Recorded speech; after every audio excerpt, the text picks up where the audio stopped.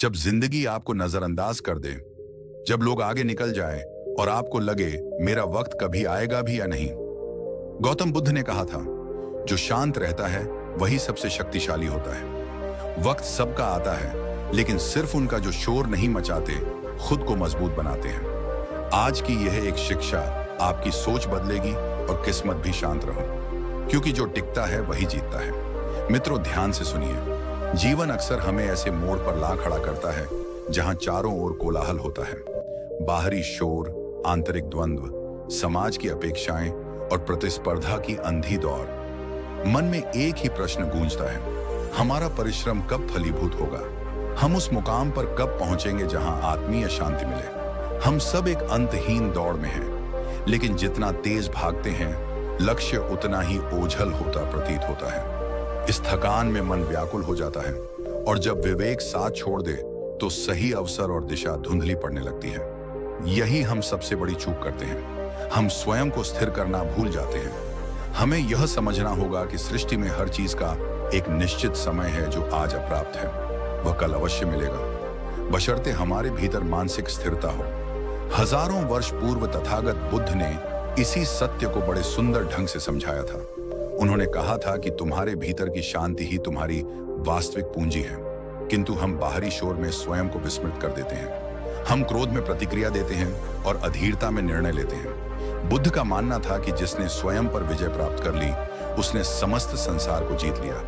यह केवल एक संदेश नहीं, एक मनोवैज्ञानिक सत्य है कि शांत रहो। समय सबका आता है। जिस प्रकार मिट्टी में दबा बीज विलाप नहीं करता, बल्कि धैर्यपूर्वक अपनी बारी की प्रतीक्षा करता है, वैसे ही वह एक दिन विशाल वट वृक्ष बनता है। याद रखिए, धैर्य ही सबसे बड़ी शक्ति है, क्योंकि इसके पीछे आत्मज्ञान छिपा होता है। उसका निर्णय निर्माण सबसे मजबूत होता है। उसका दिमाग संकट में भी साफ सोचता है और साफ सोच हमेशा साफ सफलता की ओर ले जाती है।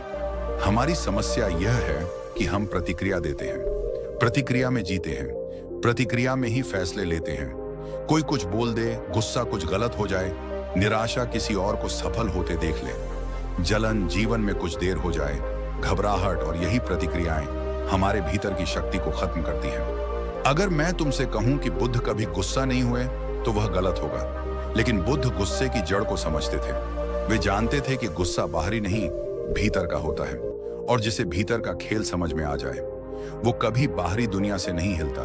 इसीलिए बुद्ध ने अपने शिष्य आनंद से कहा था, जब कठिन समय आए तब बस शांति को पकड़े रहना, क्योंकि वही तुम्हें पार ले जाएगी। घबराहट तुम्हें डूबाएगी, जल्दबाजी तुम्हें गिराएगी, लेकिन शांति तुम्हें उठाकर उस ऊंचाई पर ले जाएगी जहां तक शोर पहुंचना ही नहीं चाहता। अब जरा अपने जीवन को देखो। कितनी बार तुमने सिर्फ इसलिए गलत फैसला लिया क्योंकि तुम शांत नहीं थे? कितनी बार तुमने सिर्फ इसलिए किसी अच्छी चीज को खो दिया क्योंकि तुम जल्दबाजी में थे? कितनी बार तुमने अपने ही मन को परेशान किया क्योंकि तुमने खुद को समय ही नहीं दिया? मनोविज्ञान कहता है कि जब इंसान शांत होता है तो उसका दिमाग हाई लेवल थिंकिंग जोन में चला जाता है। उसी समय इंसान अपने सबसे अच्छे निर्णय लेता है, उसी समय रचनात्मकता बढ़ती है, उसी समय इंसान का आत्मविश्वास मजबूत होता है और उसी समय इंसान अपनी जिंदगी की दिशा तय कर पाता है। और अगर तुम ध्यान से देखो तो दुनिया के ज्यादातर महान लोग, चाहे बिजनेस में हो, आर्ट में हो या स्पिरिचुअलिटी में, सबके अंदर एक चीज कॉमन मिलती है, अंदर की शांति। उनके आसपास शोर कितना भी हो, वे भीतर स्थिर रहते हैं और यही स्थिरता उन्हें अलग बनाती है। यही स्थिरता उनके वक्त को लेकर आती है। बुद्ध की जिंदगी में भी एक समय ऐसा था जब उन्हें बार बार असफलता मिली। ज्ञान की तलाश में जंगलों में भटकना, कठोर तपस्या, शंका, असमंजस, ये सब उनकी यात्रा का हिस्सा थे। अगर वे अधीर होते तो शायद आज दुनिया उन्हें बुद्ध के नाम से नहीं जानती, लेकिन वे शांत रहे और जब सही समय आया सत्य उनके सामने प्रकट हो गया। यह बात तुम्हारी जिंदगी पर भी लागू होती है। शायद अभी चीजें बहुत मुश्किल लग रही हैं, शायद लोग तुम्हें समझ नहीं रहे, शायद तुमको लगता है कि तुम बहुत पीछे रह गए हो, लेकिन याद रखना, पीछे रह जाने वाले वे होते हैं जो हार मान लेते हैं। शांत रहने वाले कभी नहीं हारते, वे बस अपने वक्त का इंतजार करते हैं, क्योंकि जब तुम शांत होते हो तो ब्रह्मांड तुम्हें वह सुनाता है जो भागते हुए लोग कभी नहीं सुन पाते। शांति तुम्हारा रडार है, शांति तुम्हारा मार्गदर्शक है, शांति तुम्हारा हथियार है। क्योंकि यह दुनिया तेज चलने वालों की नहीं, सही दिशा में शांत चलने वालों की है। वक्त सबका आता है, लेकिन केवल उनका जो अपने मन के मालिक बनते हैं। इस कहानी में तुम सिर्फ सुनने वाले नहीं हो, तुम अपने जीवन के मुख्य किरदार हो, और मैं तुम्हें ले चलूंगा उस यात्रा पर जहां धैर्य, मनोविज्ञान और बौद्ध दर्शन मिलकर तुम्हारे भीतर की रोशनी जगाएंगे। बुद्ध के जीवन में एक बात सबसे खास थी, वे कभी किसी घटना पर तुरंत प्रतिक्रिया नहीं देते थे। चाहे कोई उनकी आलोचना करे, चाहे कोई उन पर आरोप लगाए, चाहे कोई उनके सामने रोता हुआ आए या गुस्से में चिल्लाता हुआ, बुद्ध हमेशा पहले समझते थे, फिर उत्तर देते थे। यह बात साधारण नहीं है, क्योंकि मनोविज्ञान कहता है कि दुनिया के 90% लोग प्रतिक्रिया करते हैं, लेकिन 10% ही ऐसे होते हैं जो उत्तर देते हैं, और यही 10% लोग जीवन में सबसे आगे निकल जाते हैं, क्योंकि वे पल पल की भावनाओं के गुलाम नहीं बनते, वे अपने मन के मालिक होते हैं। एक बार की बात है, बुद्ध एक नगर में जा रहे थे। उनके साथ कुछ भिक्षु भी थे और सैकड़ों लोग उन्हें देखने चल पड़े थे। उसी समय एक आदमी भीड़ को चीरता हुआ आया और बुद्ध के सामने आकर खड़ा हो गया। उसकी आंखों में आग थी। उसने बुद्ध को देखते ही कहा, तुम लोगों को मूर्ख बना रहे हो। तुम सिखाते हो कि दुख खत्म हो जाएंगे, तुम कहते हो कि शांति मिल जाएगी, लेकिन मेरे जीवन में तो दुख दर्द ही दुख दर्द है। तुमने क्या बदल दिया? तुम किसे धोखा दे रहे हो? उस आदमी के शब्द झर की तरह थे। भीड़ गुस्से में थी। भिक्षु उस आदमी को हटाना चाहते थे, लेकिन बुद्ध ने हाथ उठाकर इशारा किया कि कोई कुछ न कहे। वो आदमी बुद्ध के इतना पास था कि उसका गुस्सा, उसका कांपता हुआ शरीर, उसकी टूटी हुई सांसें, सब बुद्ध साफ देख पा रहे थे।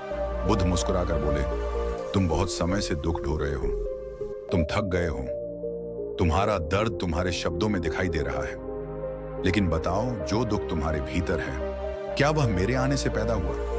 क्या वह मेरे जाने से खत्म होगा?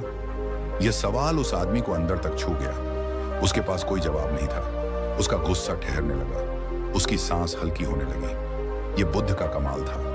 उन्होंने उसके व्यवहार पर प्रतिक्रिया नहीं दी, उसकी स्थिति को समझा। मनोविज्ञान कहता है कि जब कोई व्यक्ति भावनात्मक तूफान में होता है और आप उसे समझने की कोशिश करते हैं, तो उसका दिमाग धीरे धीरे शांत होने लगता है।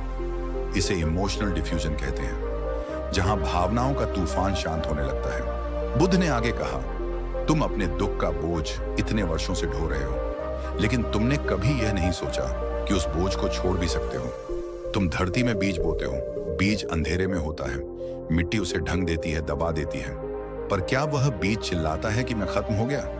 नहीं, वो थोड़ा समय लेता है। वो अपने भीतर ऊर्जा जुटाता है, और जब उसका समय आता है, वो मिट्टी को फाड़कर बाहर निकलता है। तुम भी अभी अपने अंधेरे द्वार में हो, लेकिन यह अंधेरा तुम्हें हमेशा के लिए नहीं दबाएगा। तुम्हारा समय आएगा, तुम्हें बस शांत रहना है। यह वाक्य सुनकर भीड़ मौन हो गई, और वह व्यक्ति भी, बुद्ध का हर शब्द उसके भीतर कहीं गहराई में उतर रहा था। वो अपनी आंखें झुकाकर धीरे धीरे बैठ गया। बुद्ध फिर बोले, दुख इसीलिए आता है ताकि हम खुद को समझ सकें। दुख इसीलिए आता है ताकि हम अपने भीतर झांक सके।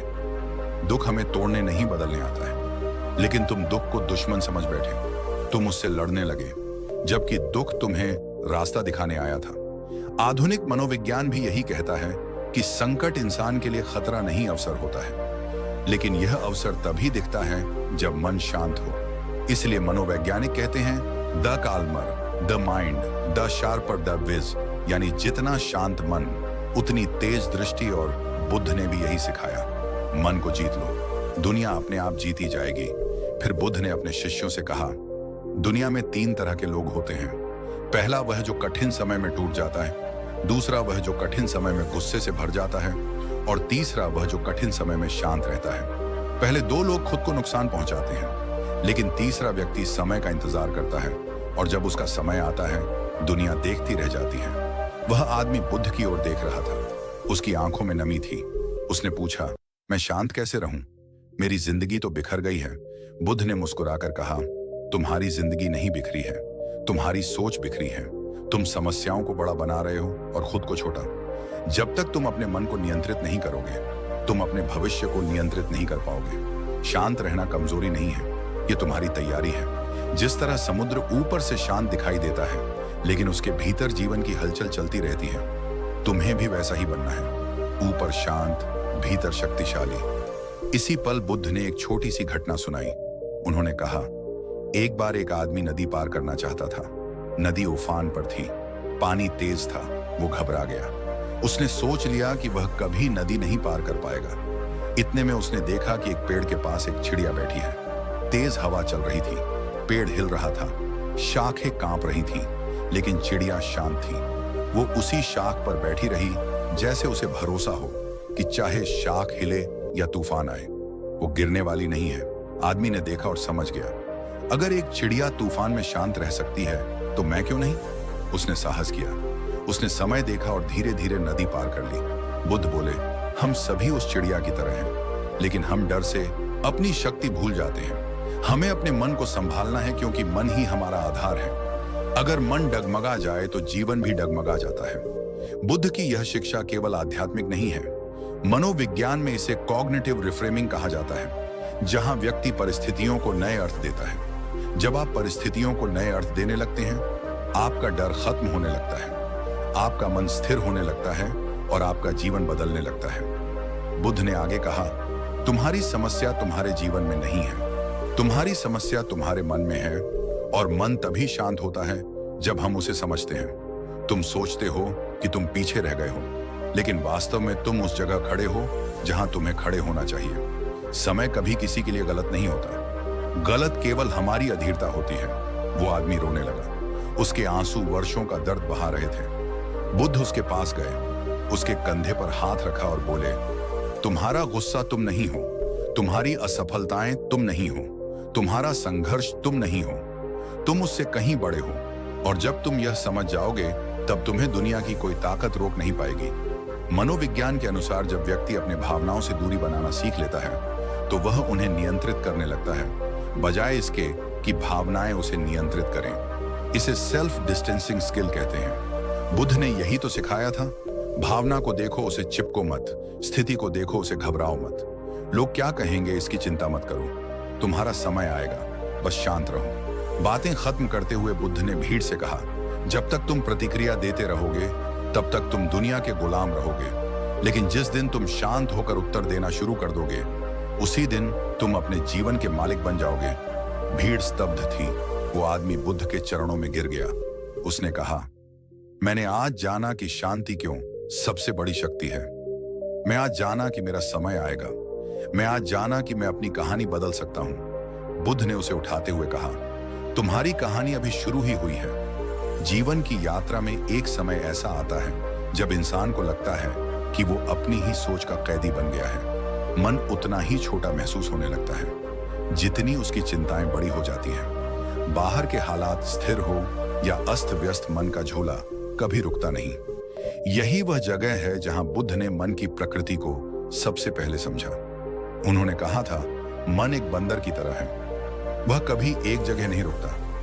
आधुनिक मनोविज्ञान भी इसे बिल्कुल इसी तरह समझाता है। हमारे दिमाग में प्रतिदिन 70,000 विचार आते हैं और उनमें से अधिकांश विचार या तो अनावश्यक होते हैं या नकारात्मक। अगर इन विचारों पर हमारा नियंत्रण नहीं है तो जीवन पर हमारा कोई नियंत्रण नहीं हो सकता। तीसरे भाग की शुरुआत यहीं से होती है, मन के नियंत्रण से, शांति के विज्ञान से और उस कला से जो जीवन को बदल देती है। बुद्ध एक बार अपने कुछ शिष्यों के साथ सरोवर के किनारे बैठे थे। हल्की हवा चल रही थी, पानी में हल्की चमक थी और वातावरण में एक अनोखी स्थिरता थी। तभी बुद्ध ने आसपास इकट्ठे हुए शिष्यों से पूछा, यदि इस सरोवर का पानी गंदा हो जाए तो तुम क्या करोगे? शिष्यों ने कहा, गुरुदेव, हम उस पानी को छुएंगे नहीं। हम इंतजार करेंगे कि गंदगी नीचे बैठ जाए और पानी स्वच्छ हो जाए।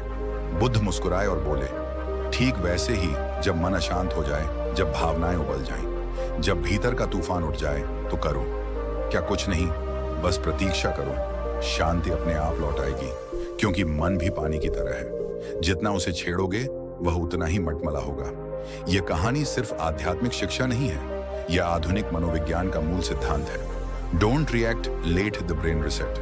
वैज्ञानिक कहते हैं कि जब मन परेशान होता है तब आपका अमंगडाला सक्रिय हो जाता है, जो डर, गुस्सा, चिंता और तनाव का केंद्र है। ऐसे समय में लिए गए फैसले लगभग हमेशा गलत होते हैं, लेकिन जब आप शांत रहते हैं, जब आप रुकते हैं, तब आपके दिमाग का प्रीफ्रंटल कॉर्टेक्स सक्रिय हो जाता है। यानी निर्णय शक्ति, बुद्धि, योजना बनाने की क्षमता और समाधान खोजने की क्षमता बढ़ जाती है। बुद्ध यह बात साल पहले समझ चुके थे कि शांति कोई भाव नहीं, एक विज्ञान है। उन्होंने शिष्यों को आगे कहा, तुम सोचते हो कि समस्याएं तुम्हें परेशान करती हैं, लेकिन वास्तव में परेशान करने वाली चीज समस्या नहीं, समस्या के बारे में तुम्हारी सोच है। तुम अपनी सोच को नहीं देखते, तुम अपनी प्रतिक्रिया को नहीं देखते, तुम बस दौड़ते जाते हो। कोई बात कह दे, तुम दुखी हो जाते हो। कोई आलोचना कर दे, तुम गुस्सा हो जाते हो। कोई तुम्हें नजरअंदाज कर दे, तुम अंदर ही अंदर टूट जाते हो। लेकिन क्या तुमने कभी यह सोचा है कि तुम उस बात को अलग तरीके से भी देख सकते हो? यही कॉग्निटिव रिफ्रेमिंग है, मनोविज्ञान की एक सबसे शक्तिशाली तकनीक। बुद्ध ने इसका उपयोग हर पल किया था। तभी शिष्यों में से एक ने पूछा, गुरुदेव, क्या हम अपनी सोच बदल सकते हैं? बुद्ध ने मुस्कुराकर कहा, सच बदलना सबसे आसान काम है, लेकिन मन बदलना सबसे कठिन। यह बात सुनकर शिष्य चौंक गए। बुद्ध ने आगे कहा, सोच ऐसे बदलती है जैसे कपड़ा बदलता है, लेकिन मन वह घर है जिसमें तुम रहते हो। जब तक तुम अपने घर को साफ नहीं करोगे, तब तक तुम कितने ही कपड़े बदल लो, कुछ नहीं बदलेगा। मनोविज्ञान इसे सबकॉन्शियस रिवायरिंग कहता है। आप अपने मन को बार बार नई दिशा देकर, नई भावनाएं देकर, नए विचार देकर उसे बदल सकते हैं। इसीलिए बुद्ध ने कहा, जो तुम सोचते हो वही तुम बन जाते हो। बुद्ध फिर बोले, अगर तुम दुखी हो तो इसका मतलब है कि तुम्हारा मन अतीत में अटका है। अगर तुम चिंतित हो तो इसका मतलब है कि तुम्हारा मन भविष्य में भाग रहा है। और अगर तुम शांत हो तो इसका मतलब है कि तुम इस क्षण में हो। यही अभी आधुनिक मनोविज्ञान भी यही कहता है। मनुष्य की 80% समस्याएं अतीत के पछतावे या भविष्य के डर से पैदा होती हैं, परंतु वर्तमान में जीने से हमारा नर्वस सिस्टम शांत होता है, कॉर्टिसोल कम होता है और डोपामिन तथा सेरोटोनिन बढ़ जाते हैं, जिन्हें हैप्पीनेस केमिकल्स कहते हैं। बुद्ध की शिक्षा वैज्ञानिक थी। वे जानते थे कि मनुष्य का दुख स्वयं उसकी आदतों से पैदा होता है। सोचने की आदत, प्रतिक्रिया देने की आदत, खुद को दोष देने की आदत और हर चीज को जल्दी पाने की आदत। एक दिन आनंद ने पूछा, भंते लोग जल्दी क्यों करते हैं? वे हर चीज क्यों तुरंत पाना चाहते हैं? बुद्ध ने कहा, क्योंकि उन्हें अपने ऊपर विश्वास नहीं होता। उन्हें लगता है कि जीवन छोटा है।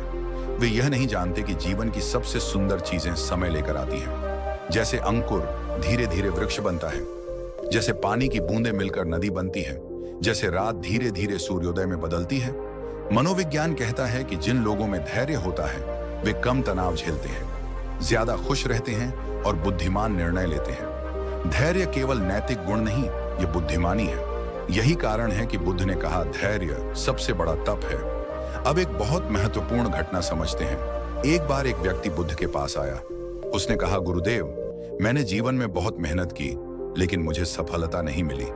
मैं अब थक चुका हूं। मुझे लगता है कि मेरा भाग्य ही खराब है। बुद्ध ने हाथ में एक पत्थर उठाया और उसे आदमी की ओर बढ़ाते हुए बोले, इस पत्थर का क्या मूल्य है? आदमी ने कहा, कुछ खास नहीं, ये तो बस एक पत्थर है।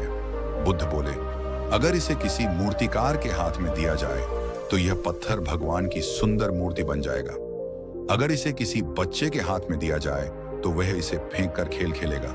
अगर इसे किसी व्यापारी के हाथ में दिया जाए तो वह इसे बेच देगा।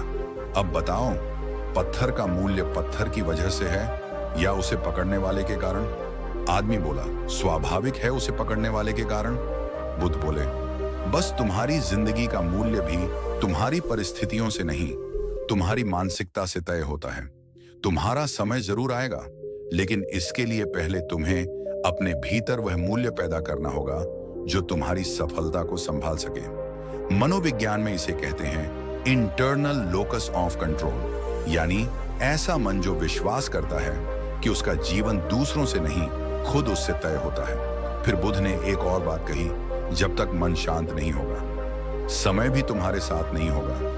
तुम्हारे जीवन का सबसे शक्तिशाली साधन शांति ही तुमने खो दिया है। उसे वापस पालो, फिर देखना, वही संघर्ष तुम्हें वहां ले जाएगा जहां तुमने जाने की कल्पना भी नहीं की होगी। फिर बुद्ध ने शिष्यों को एक छोटा सा अभ्यास करवाया। उन्होंने सबको आंखें बंद करके अपनी सांस पर ध्यान करने को कहा। कुछ देर बाद बोले, क्या तुमने कभी गौर किया कि तुम्हारी सांस तुमसे कुछ नहीं मांगती? वो सिर्फ आती जाती रहती है। वो ना गिलती है, न शिकायत करती है। वो शांत है, संतुलित है, और इसी पर तुम्हारा जीवन चलता है। इसी से तुम्हारा शरीर चलता है। तुम्हें इसी जैसे बनना है, शांत और संतुलित। आधुनिक न्यूरोसाइंस कहता है कि सिर्फ 5 मिनट का माइंडफुल ब्रीथिंग आपके दिमाग को रिस्टार्ट कर देता है। आपके तनाव हार्मोन कम होते हैं, आपकी क्लैरिटी बढ़ती है, आपकी फोकस लौट आती है। बुद्ध ने यह तकनीक हजारों साल पहले सिखाई, निष्पन्न, शांत, निर्मल श्वास। फिर बुद्ध ने कहा, अगर तुम जीवन को जीतना चाहते हो तो पहले मन को जीतना सीखो। मन को जीतना कोई कठिन साधना नहीं, ये एक अभ्यास है। अभ्यास क्षण क्षण में होता है। जब कोई तुम्हें अपमानित करे और तुम शांत रहो, यह अभ्यास है। जब दुनिया तेज भागे और तुम स्थिर रहो, यह अभ्यास है। जब तुम्हें गुस्सा आए और तुम खुद को संभालो, यह अभ्यास है। जब तुम्हें लगे कि तुम्हारा समय नहीं आया है और फिर भी तुम विश्वास बनाए रखो, यह अभ्यास है। दुनिया में जीतने वाले वे नहीं होते जिनके पास शक्ति होती है। दुनिया में जीतने वाले वे होते हैं जिनके पास मन होता है, और मन उन्हीं का होता है जो शांत रहते हैं। जीवन का सबसे विचित्र और खूबसूरत सत्य यह है कि समय किसी के लिए स्थिर नहीं रहता। समय लगातार चलता रहता है, बदलता रहता है, घूमता रहता है। जब हम कठिन समय में फंस जाते हैं, तब हमें लगता है कि जैसे यह अंधेरा कभी खत्म नहीं होगा, जैसे हमारी स्थिति हमेशा ऐसी ही रहेगी। लेकिन बुद्ध ने कहा था, जिस तरह बादल सूरज को कुछ समय के लिए ढक सकते हैं लेकिन उसे खत्म नहीं कर सकते, उसी तरह कठिन समय तुम्हारी रोशनी को केवल कुछ समय के लिए रोक सकता है, उसे खत्म नहीं कर सकता। इस चौथे भाग में हम इसी सत्य की गहराई को जानेंगे। वक्त सबका आता है, और क्यों, यह केवल कोई प्रेरणादायक वाक्य नहीं, बल्कि मन, भावनाओं, धैर्य और वास्तविक जीवन का एक अटल नियम है। बुद्ध ने एक बार कहा था, जीवन उतार चढ़ाव का नाम है। अगर तुम उतार में टूट जाओगे तो चढ़ाव आने पर भी उसे पकड़ नहीं पाओगे। यह बात सुनकर एक युवा भिक्षु ने पूछा, भंते, उतार इतना भारी क्यों लगता है? चढ़ाव छोटा और जल्दी क्यों बीत जाता है? बुद्ध मुस्कुराए।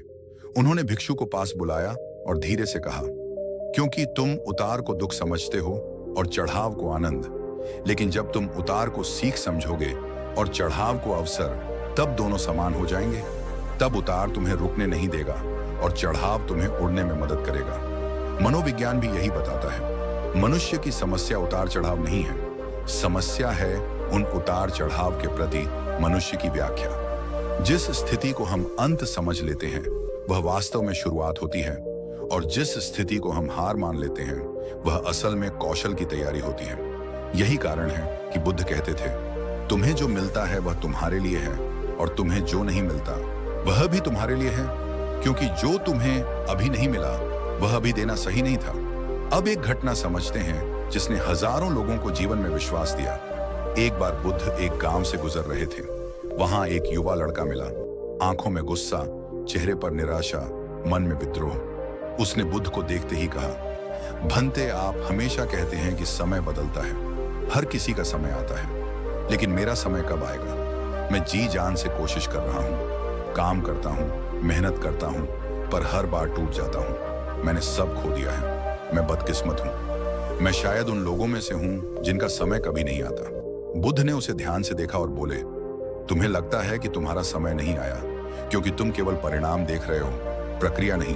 तुम मंजिल देखना चाहते हो, यात्रा नहीं, लेकिन जीवन का नियम है। वक्त पहले इंसान को तैयार करता है, फिर उसे देता है। तुम्हारा समय आएगा, लेकिन उससे पहले तुम्हें वह बनना होगा जो उस समय को संभाल सके। युवा लड़का खींच गया, लेकिन मैं तैयार कैसे हूं?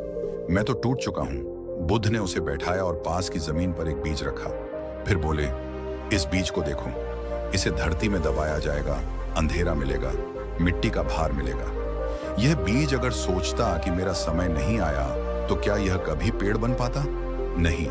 इसका समय तब आता है जब यह अंधेरे से सीखता है, मिट्टी के भार से मजबूत होता है। जो तुम अंधेरा समझ रहे हो वही तुम्हें तैयार कर रहा है। मनोवैज्ञानिक इसे कहते हैं ट्रांसफॉर्मेशन एडवर्सिटी, यानी वह संघर्ष जिसे तुम झेल रहे हो वही तुम्हें बदल रहा है, घड़ा रहा है, गढ़ रहा है। बुद्ध ने आगे कहा, समय सबका आता है, लेकिन समय उन लोगों का पहले आता है जो शांत रहते हैं। तुम गुस्से में हो, तुम जल्दबाजी में हो, तुम जीवन से लड़ रहे हो। जीवन तुम्हारे साथ है, तुम्हारे खिलाफ नहीं, लेकिन तुम उसे समझने से पहले ही उसे दोष दे रहे हो। युवा का चेहरा ढीला पड़ गया, वो कुछ पल चुप रहा। बुद्ध बोले, तुम सोचते हो कि तुम असफल हो क्योंकि तुम्हें तुरंत फल नहीं मिला, लेकिन समझो फल का समय होता है, विकास का समय होता है। किसी भी बीज को जरूरत से पहले फल नहीं मिलता। अगर तुम्हें जल्दी मिल भी गया तो तुम उसे खो दोगे। जीवन तुमसे कुछ नहीं छीन रहा, जीवन तुम्हें दे रहा है, लेकिन सही समय पर। यह बात असाधारण है क्योंकि आधुनिक मनोविज्ञान ये स्पष्ट करता है कि मनुष्य की असफलता अधिकांशतः क्षमता की कमी से नहीं होती, बल्कि समय की अधीरता से होती है। रिसर्च कहता है कि people don't fail because the like ability, the fail because the like patience. और बुद्ध ने यही बात हजारों साल पहले कही थी। धैर्य रखो, शांत रहो, जीवन की नदी का प्रवाह समझो, जो तुम्हारा है वह तुम्हें ढूंढ ही लेगा। अब एक और घटना इस सिद्धांत को गहराई से उस समय में ले जाती है जब बुद्ध और उनके प्रिय शिष्य आनंद कहीं यात्रा पर थे। रास्ते में उन्होंने एक आदमी को देखा जो नदी किनारे बैठा रो रहा था।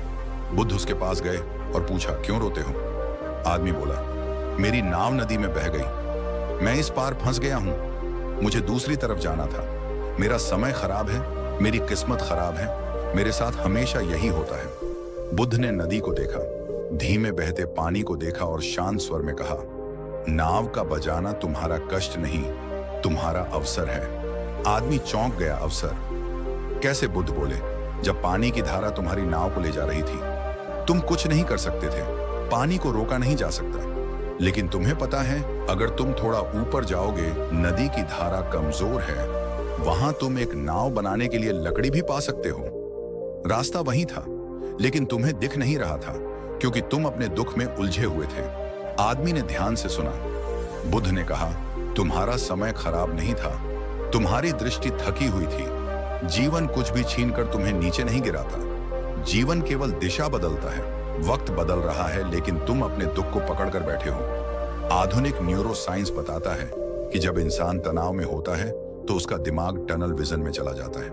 वो केवल समस्या देखता है, समाधान नहीं।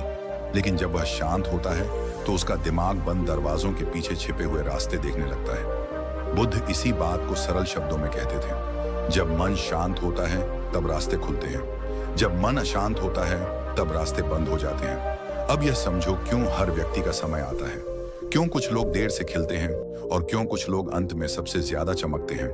क्योंकि जीवन एक दौड़ नहीं है, जीवन एक यात्रा है और हर व्यक्ति की यात्रा अलग होती है। किसी का वसंत जल्दी आता है, किसी का धीरे आता है, किसी का फूल तुरंत खिल जाता है, किसी का देर से, लेकिन खुशबू कई गुना ज्यादा। बुद्ध कहते थे, तुम फूल नहीं हो, तुम वो पेड़ हो जो फूलों को जन्म देता है और पेड़ बनने में समय लगता है। अब एक वास्तविक कहानी सुनते हैं। एक व्यक्ति बुद्ध के पास आया और कहा, मुझे हर जगह असफलता मिलती है, मैं जो भी काम करता हूं वो अधूरा रह जाता है, मैं थक गया हूं, मुझे लगता है कि मैं कभी सफल नहीं हो पाऊंगा। बुद्ध ने उसे पास के जंगल में ले जाया और एक विशाल वृक्ष की ओर इशारा किया। देखो इस पेड़ को, इसे बड़े होने में कितने वर्ष लगे होंगे, यहाँ खड़े होने में इसे कितनी आंधियां झेलनी पड़ी होंगी, कितनी बार इसकी शाखें टूटी होंगी। लेकिन क्या यह अपने आप पर गुस्सा हुआ? क्या इसने कह दिया कि मेरा समय कभी नहीं आएगा? आदमी बोला, नहीं, मेरा ख्याल है कि नहीं। बुद्ध बोले, तो तुम क्यों सोचते हो कि तुम्हारा समय नहीं आएगा? तुम क्यों खुद को ही छोटा समझ लेते हो? तुम पेड़ से भी पहले हार मान जाते हो। तुम्हारे भीतर वह शक्ति है जो तूफानों को झेलने के बाद भी खड़ी रह सकती है, लेकिन तुम अपने भीतर की उस शक्ति को पहचानते नहीं। यह मनोविज्ञान में सेल्फ इफिक्स ही कहलाता है, खुद पर विश्वास। जिस व्यक्ति को खुद पर विश्वास है उसका समय जल्दी आता है, जिसे खुद पर विश्वास नहीं उसका समय देरी से भी आए तो वह उसे पकड़ नहीं पाता। बुद्ध की इसी शिक्षा को और गहराई से समझाने के लिए उन्होंने एक आखिरी बात कही, जब तुम किसी टूटे हुए समय में हो तो समझो तुम टूट नहीं रहे, तुम रूप बदल रहे हो, और जो रूप बदलता है उसका समय अवश्य आता है। अब चौथे भाग के बिल्कुल अंत में यह बात जितनी शांत लगती है उतनी ही जीवन बदलने वाली है। तुम्हारा समय तुम्हें ढूंढ रहा है, तुम्हें केवल इतना करना है कि तुम अपने मन को शांत रखो, क्योंकि शांत मन वह चुंबक है जो सही लोगों, सही अवसरों और सही रास्तों को अपनी ओर खींचता है। घबराया हुआ मन रास्तों को खो देता है और परेशान मन समय को, लेकिन स्थिर मन समय को भी बदल देता है। तो अगर तुम्हारे जीवन में अभी तूफान है, अगर तुम संघर्ष में हो, अकेले हो, निराश हो, अंधेरे में हो, अगर दुनिया तुमसे आगे निकलती दिख रही है, अगर तुम्हें लगता है कि तुम्हारा समय रुक गया है, तो सुनो, तुम्हारा समय आया नहीं है इसलिए रुका हुआ है। लेकिन जैसे रात कभी सूरज को रोक नहीं पाती, तुम्हारा अंधेरा भी तुम्हारी रोशनी को रोक नहीं सकता। तुम्हारा समय आएगा, उसी तरह आएगा जैसे बीच का समय आता है। अचानक नहीं, धीरे धीरे, शोर से नहीं, शांति से, भागने से नहीं, धैर्य से। और उस दिन जब तुम्हारा समय आएगा, दुनिया देखेगी कि जिसने अंधेरे में संघर्ष किया था वही सबसे ज्यादा चमका। यही बुद्ध का संदेश है, यही मनोविज्ञान का सत्य है, और यही इस चौथे भाग का सार है। जीवन की यात्रा में हर इंसान कहीं ना कहीं थक जाता है। कभी हालात भारी पड़ने लगते हैं, कभी लोग साथ छोड़ देते हैं, और कभी मन खुद से ही टूट जाता है। लेकिन बुद्ध ने कहा था, जो थक गया हो वो रुक नहीं जाना चाहिए। उसे शांत होकर सांस लेनी चाहिए और फिर आगे बढ़ना चाहिए। क्योंकि रुकने में और हार मानने में बहुत फर्क होता है। रुकना विश्राम है, हार मानना ढह जाना है। और जो शांत होकर थोड़ी देर रुक जाते हैं, वे अंत में सबसे लंबे रास्ते तय करते हैं। इस यात्रा के अंतिम हिस्से में हम उस बात पर पहुंचते हैं जिसका इंतजार हर इंसान करता है, उसका समय। लेकिन समय केवल वही महसूस करता है जिसने संघर्ष को पार किया हो, जिसने अपने मन के तूफानों को महसूस किया हो, जिसने दुनिया के शोर को सुनकर भी अपनी भीतर की आवाज नहीं छोड़ी हो, जिसने चिंता के बीच भी धैर्य का दामन पकड़ा हो। बुद्ध कहते थे, तुम्हारी नियति तुमसे भागकर कहीं और नहीं जाएगी, वो इंतजार करती रहेगी कि तुम तैयार हो जाओ। ये किसी भी इंसान के लिए सबसे बड़ा सांत्वना देने वाला सत्य है। क्योंकि अक्सर हम सोचते हैं कि शायद जीवन हमारे खिलाफ है, शायद अच्छे अवसर हमारे लिए नहीं बने, शायद हम उस भीड़ में शामिल नहीं हो पाए जहां तक दूसरे पहुंच चुके हैं। लेकिन बुद्ध ने कह दिया, जीवन न्यायप्रिय है, बस मन अधीर है। यहाँ एक छोटी घटना समझो। एक भिक्षु बुद्ध के पास आया और बोला, भंते मैं साधना करता हूँ, ध्यान करता हूँ, खुद को अनुशासित रखता हूँ, फिर भी मुझे लगता है कि मैं बहुत धीमा हूँ। बाकी लोग आगे निकल रहे हैं और मैं अभी भी वहीं हूँ। तब बुद्ध ने धीरे से कहा, धीमे चलना बुरा नहीं, गलत दिशा में तेज चलना बुरा है। यह शब्द उस भिक्षु का बोझ हल्का कर गए, क्योंकि सच यही है, दुनिया तेज भागने वालों को नहीं पहचानती, सही दिशा वाले को पहचानती है।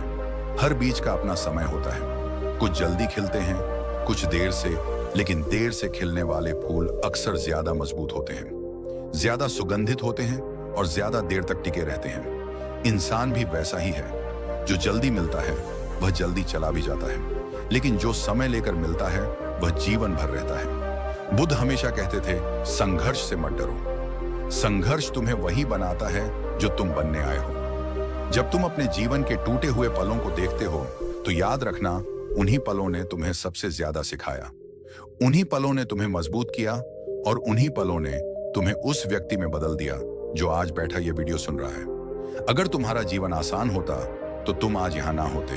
अगर तुम्हें कोई दर्द ना मिला होता तो तुम्हें बुद्ध की बातों का अर्थ भी नहीं समझ आता, और अगर तुम्हारा समय ना रुका होता तो तुम्हें आने वाले समय की कीमत भी नहीं समझ आती। इसलिए बुद्ध की यह बात अंतिम सत्य की तरह मन पर लिख लो। शांत रहो, धैर्य रखो और चलते रहो। जो तुम्हारा है वह तुम्हें किसी भी हालत में मिलेगा।